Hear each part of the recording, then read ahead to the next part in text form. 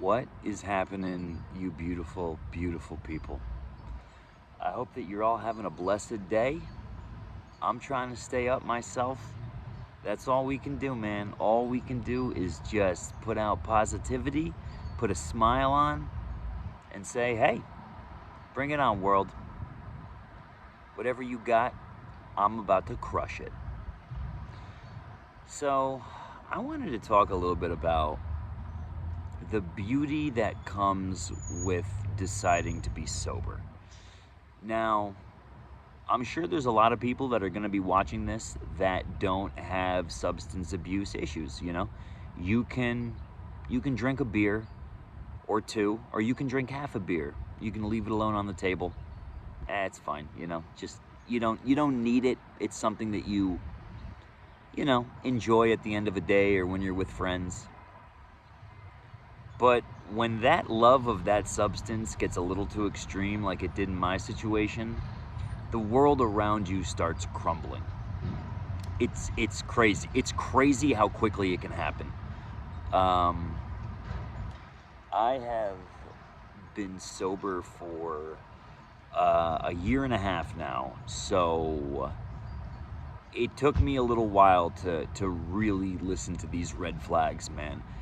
And the thing is, just kind of like positive signs in life, the red flags also make appearances. And if you're not willing to internalize them and to see it and to really acknowledge, hey, this is a fucking problem, then that's the first thing you gotta, that's really the first thing you gotta work on, is learning to recognize the red flags, because I guarantee they're there. And the thing is that might be a lot of people, there is a lot of people out there that don't even recognize the red flags when they fucking slap them across the face. They just think, that's whatever, eh? They shrug it off. Life has a very funny way of letting you know when you're on the wrong path and when you're on the right path. And when you're on the right path, you start seeing a lot of coincidences. I like to call them like the universe winks. You just start seeing these odd overlappings. And I can't even think of really like a good example, because we all have different experiences, but you just start noticing a lot of like coincidental overlaps. And that, to me, is the universe being like, you're making it, buddy. Yep, you're on the right path. Just keep on keeping on. But those red flags, man, those red flags, those fucking fire red flags, they also make an appearance thanks to our universe. And you can't ignore them, man. You can't ignore them. In my particular situation, I had started drinking. It really got bad during the pandemic. I love being around people. I am a people person through and through. And when I got the work from home orders from my company and the world fucking shut down, it was a tax on me that I didn't ever foresee. It started, it was just the point of like, what the fuck is this? What? No one knew what it was. Everyone thought, just be a few weeks of, kind of everything shut down, and then we're going to open back up again. And then all of a sudden, weeks turned into months, turned into fucking years, and everyone was like, what the fuck's happening? So anyway, all of us are going through this, like, what's happening to the world? Is this the end? Like, is this the beginning of the end? Turns out it wasn't, thank God. But when I was working from home, my apartment, all alone, after I had been used to socializing and being around people, I got super depressed, man. I didn't have that invigorating energy that a conversation in person gives me. I really took for granted how important human to human contact was for me. At first you're kind of like, oh, cool. I don't have a commute anymore. So that's cool. I save 2 hours a day on commuting. So there was these little perks here and there, but the overall damage that not being around people did to me was like incalculable. And you can just ask my liver, which I turned into fucking Swiss cheese pretty fucking quickly. I mean, yeah, it got to the point I was drinking about 1.5 to 2 pints of vodka every day. That was kind of what it was. 11 a.m. that liquor store opened, and you better believe at 10:58 your boy was fucking standing outside waiting for the guys to open up those gates. And like, I can't even imagine what they thought of me. Like, none of them ever said anything because, I'm sure they were like, it's not my business. But like, they had to have looked at each other after I left a handful of times and been like, yo, this motherfucker is like putting away booze, dude. Like this isn't like fun social drinking. This is like, I need this to function drinking. And that's what it became. It was, I started boozing to just be normal. After a while, it didn't even give me that like fun, intoxicated looseness that people drink, drink to attain. It became more of like I can't face the day until I have half a pint of vodka in me. And even then, facing the day sucked. Like it didn't make it any better. I was just sort of numb to it, coasting through the day, and it was crazy. It was fucking crazy, man. Like I think back to when I was really in the throes, and it was devastating what I was doing to myself. And there were countless red flags that I chose to ignore. Seeing blood in my vomit, sleeping through an entire workday and waking up to a text from my manager at 3 p.m. going, hey man, we've been trying to reach you. Are you okay? And me thinking it was Sunday. Like I was so confused. I was like, what? It's the weekend. No, it wasn't the weekend. I was just so fucking intoxicated that I literally lost track of a day. I just was like, I was numb to the way the world was working. It was fucked up, man. It was fucked up. And I had to make a fucking decision. My finances were in shambles. My health was in shambles. My job was on the line. I ended up getting let go for reasons they told me that COVID had just kind of forced a restructuring of the company, which may have been true. But leading up to that, the few months leading up to that eventual conversation where they let me go, I had missed half a dozen deadlines. I was a writer, so I had missed about half a dozen important deadlines because I just was drinking all day as I was working and I would get nothing accomplished. And then I just would come with excuse after excuse. Oh, my ceiling's leaking, my landlord, fucking this and that. Just every excuse in the book. And listen, like, they liked me, so they would give me the benefit of the doubt for a little while. The excuses worked the first handful of times. They said, hey man, great, or I'm not great, but hey, we understand. Take care of yourself on your end and, don't worry about it. But that shit only lasts so long before finally people are like, this dude's unreliable. And that's what it is. When you're drunk all the time and you have an issue with any substance, like I said, with me, it was alcohol, I became completely unreliable. And reliability is one of the most important traits we can just have as a human being. Just being reliable, being able to say, I got this, guys, and then you got this. Not telling everyone, oh yeah, by the end of the week, no problem.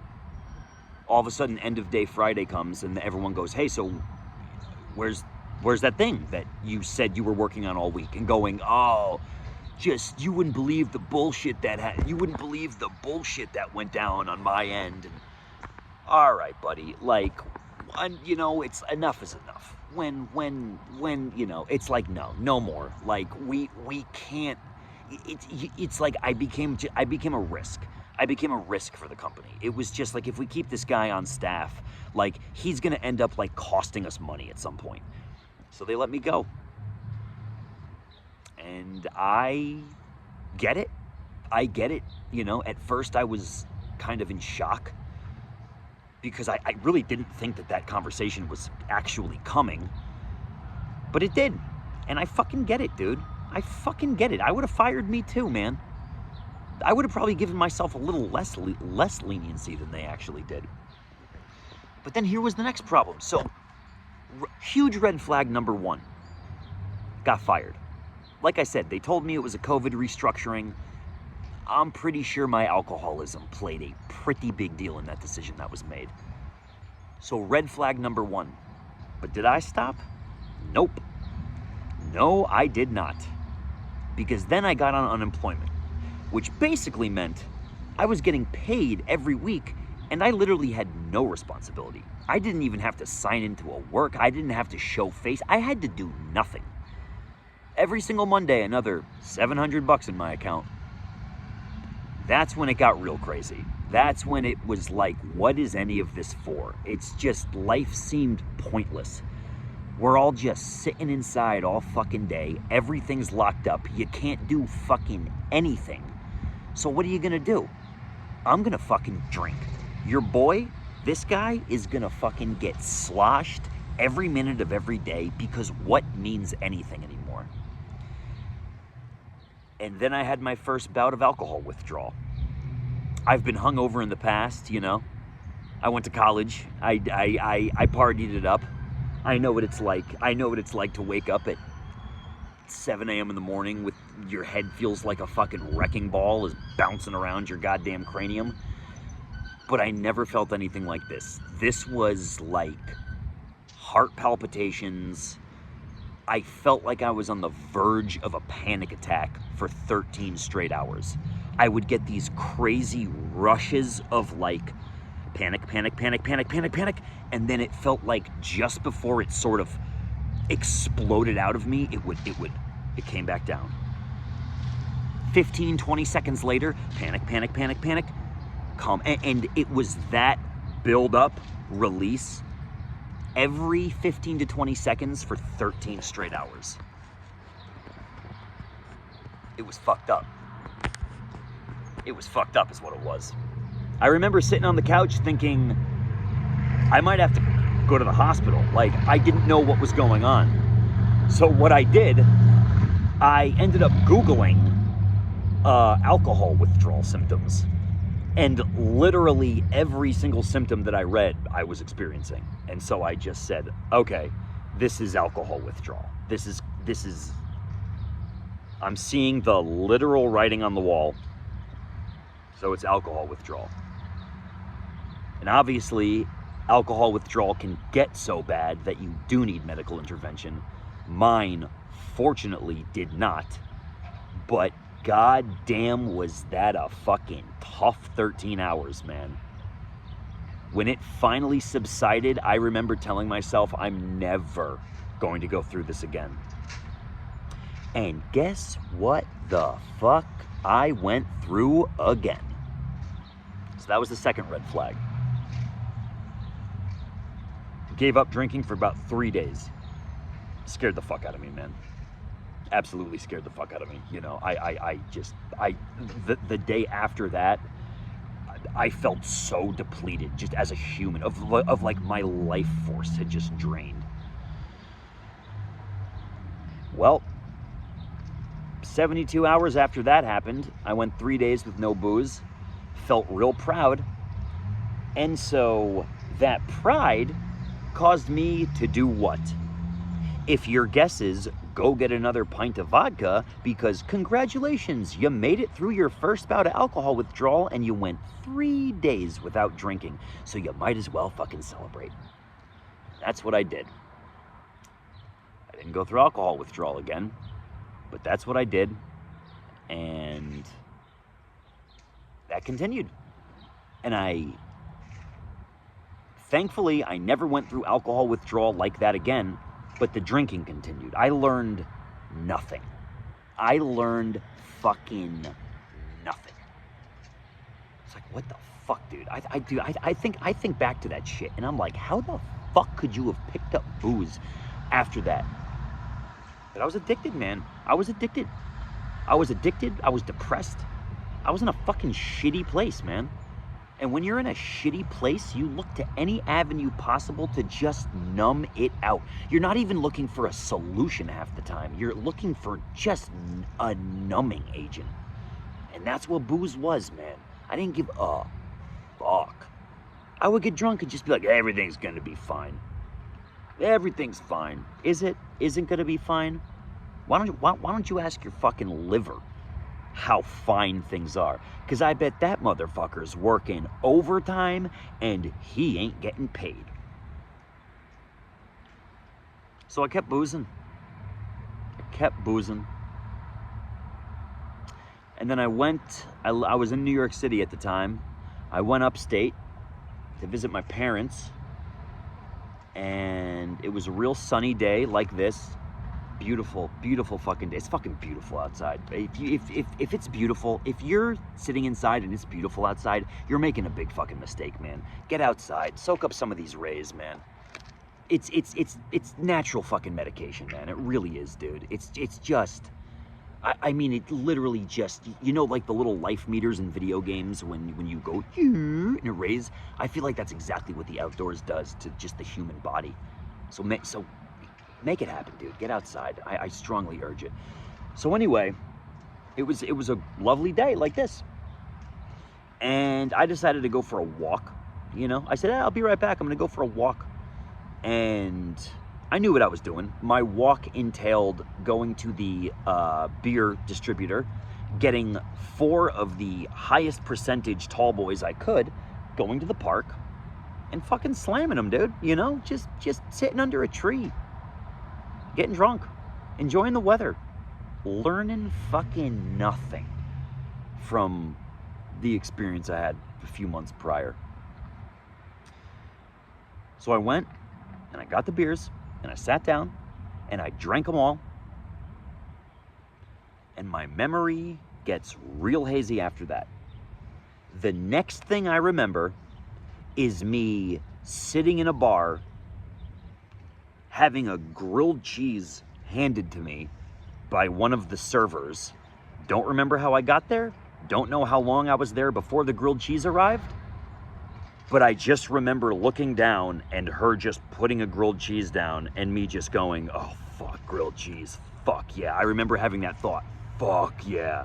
Because it did look good as fuck. That is one thing I do remember looking good as fuck. And then the next thing I remember is me sitting across the table from my parents in their kitchen. I just kind of came to, and I was looking, and the two of them were just looking across the table at me like, what the fuck, man? And I was just like, you know, it was like waking. I was awake the whole time, but I wasn't awake. I wasn't alert. There was nothing. You looked in my eyes. It was just a glass-eyed like, huh? And they were looking across the table at me like, what is going on with you, man? Turns out they found me. They happened to be driving around town because they were running some errands, and they found me wandering down a street like a mile away from their home in like the wrong direction. Like, and what's crazy is that they just like, they happened to take an alternate route going to, I forget where they were going, but they happened to just take an alternate route, and so they drove down a road that they normally never took. And lo and behold, who was stumbling around but me? I was just walking along, not a care in the world, and they pulled up to me and they said like, Ryan, and I just kind of, and from what they told me, I just had this look in my face like, oh, hey, and they helped me in the car, They drove me home. They sat me at the kitchen table. And then that moment, I snapped out of my stupor. And I was kind of like, what the fuck? And they asked me how much I remembered. I told them nothing. And they said, buddy, you need help. Like this is not the path you want to be going down. They were fucking heartbroken, man. They were heartbroken. Looking at my parents across the table on the verge of tears because their son's life is so out of control that he's just leaving, going on walks, getting fucking crushed, and then just wandering around town. I could have ended up anywhere, man. I mean, I'm lucky that I didn't end up in cuffs, waking up in a jail cell. Like, I'm lucky that didn't happen, because it easily could have. I could have easily just stumbled into some place, yelling garbledy-gook and fucking screaming on some drunken rampage, and then they would have just been like, yeah, we need this guy arrested, and then I would have been completely up fucking Shit's Creek. So I always try to look for silver linings, even in as horrifically embarrassing and just absolutely irresponsible situations. I always try to find the silver linings, because they're always there. And one of those silver linings is that the fucking cops didn't find me, because that would have been a different story, and that would have been an entire another headache tacked onto my already shit-caked day. And that was the red flag that made me go, nah, no fucking more. Looking my parents in the eye as they were pretty much just streaming tears, and I said, nah, man, no more. And I made a fucking change. I made a big fucking change. And not a goddamn second goes by that I'm not thankful for the willpower that I exhibited to ditch that shit. Not a fucking day goes by. And if you're struggling, there is so much fucking beauty in sobriety. Life gets better. Life is better. There is such a better life on the other side of the bottle. Pull yourself out of that bottle. It's hard, and you might have to ask for help. I needed help. There's some people that are able to do it on their own. Props to them, man. They're stronger people than I. And there is absolutely no fucking shame in asking for help. And in fact, that's the bravest thing you can do, is admit that you need help. Our ego wants us to be like just a brick shithouse. Our egos want us to just go, you don't need help, you don't need anyone, you got it. But sometimes you don't fucking got it. And when you ask for help, the people around you, they will respond, and you will get an outpouring of support and love that is frankly overwhelming. And that right there is the message that you should have been doing it all along. When you see that love, when you feel that love from a friend or family member going to you saying, I want to help, you mean something to me. Because in the thick of the pandemic, everything seemed like it just meant nothing. But you mean something. You are so fucking special. Do not let the booze win. Don't let the booze win. Because it tends to get the upper hand when you least expect it.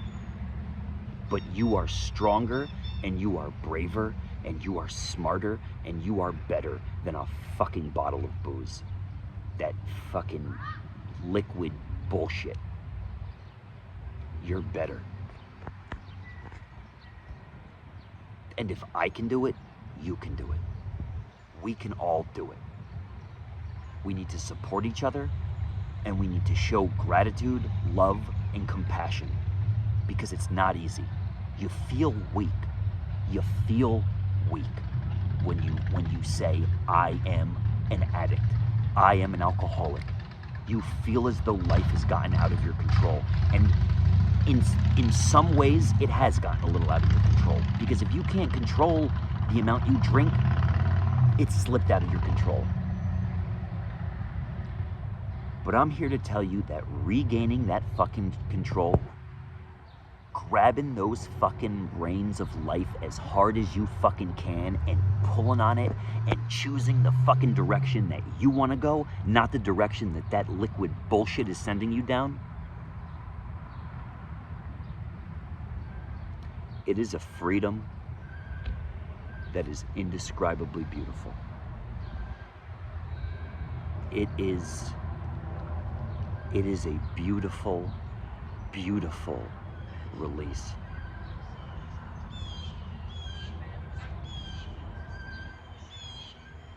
There's so much love to be had in the world, and there's so much love that people want to share with us.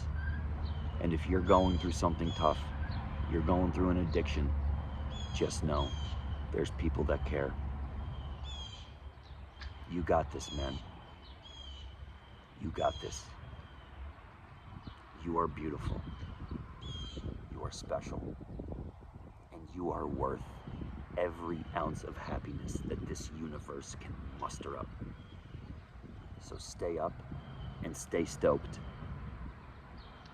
We got this. Have a blessed day, everyone.